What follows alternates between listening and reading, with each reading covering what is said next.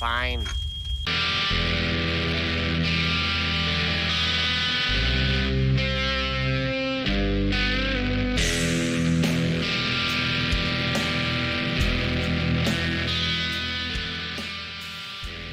you really understand how the technological world works? I mean, you have all these gadgets, which you pour your life into, to the point where they control you as much as you operate them, and do you really know how resilient they are? And I don't mean hacker or spyware secure. I mean the next time you need that device, will it work? In this video I'm going to expose two popular myths and why they are not truly valid for the average person in the world today. What inspired this video was a recent comment in response to a blog post. To paraphrase, I'm not going to read that because other articles on that site are anti-technology. Their point was that as some of my work questions resource availability or the net effect of green technologies when embodied carbon or energy are considered, then nothing I say can be considered valid because it questions technological progress. What I say in response is that I am not anti-technology, but pro-science. Good science requires that we are always critical of technology, because often irrational political or economic objectives define technology rather than just rational thinking. The first of these global myths, whatever the product or development under discussion, is that the modern lifestyle is sold on the basis that technology makes life better. It's a proposition treated as a rule, when in fact it's a function. A certain level of technology definitely improves human lifestyle. But beyond a certain point, technological dependence creates a trap, where growing complexity creates a high risk to our well-being should those systems suddenly fail. The best technologies are invisible. People do not perceive the system, only the miraculous ease, freedom, or service that the technology grants.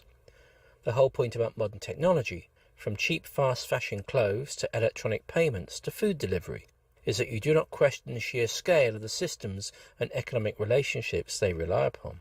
You simply agree with the proposition that it's good and carry on using it. I mean, if you question that principle, then your whole modern lifestyle would end, wouldn't it? That's why you need to keep watching this video, because I have a heavy reality to lay upon you.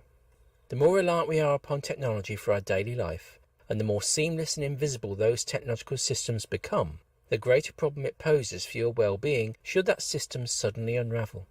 It needn't be a classic disaster movie event which causes this. Machines break, companies fail, countries fall out. But more importantly, as the world economy operates at more extreme levels of physical and economic activity, so that whole system becomes more brittle and less resilient to shocks.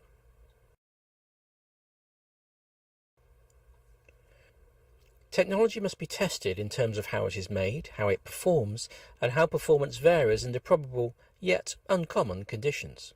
For example, as it is topical right now, the extreme heating of urban areas resulting from climate change.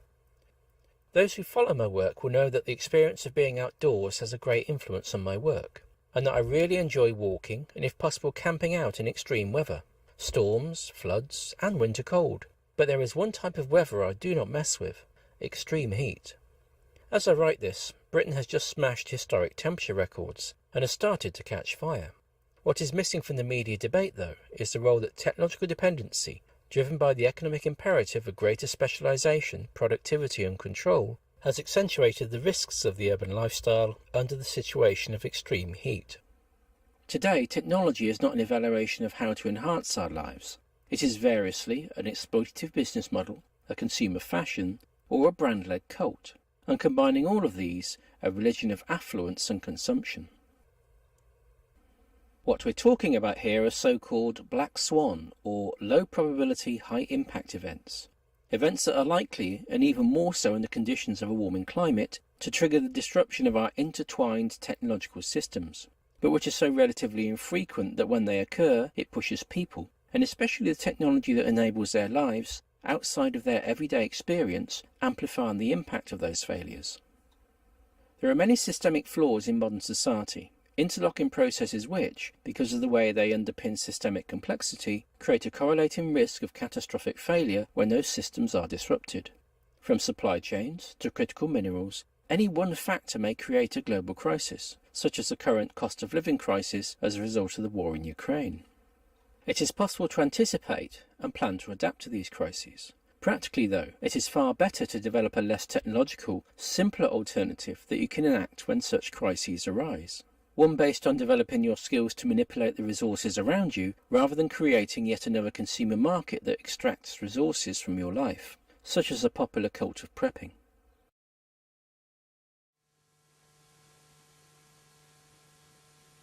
Sorry to butt in with a quick advert, but if you'd like to see more content like this, then you really should consider liking this video, subscribing to my YouTube channel, perhaps leaving a comment below, and following me on social media.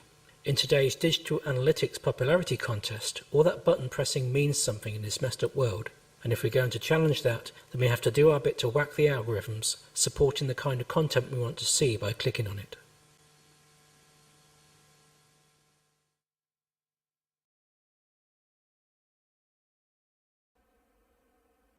The other common global myth I explain here is far older than the one about technology.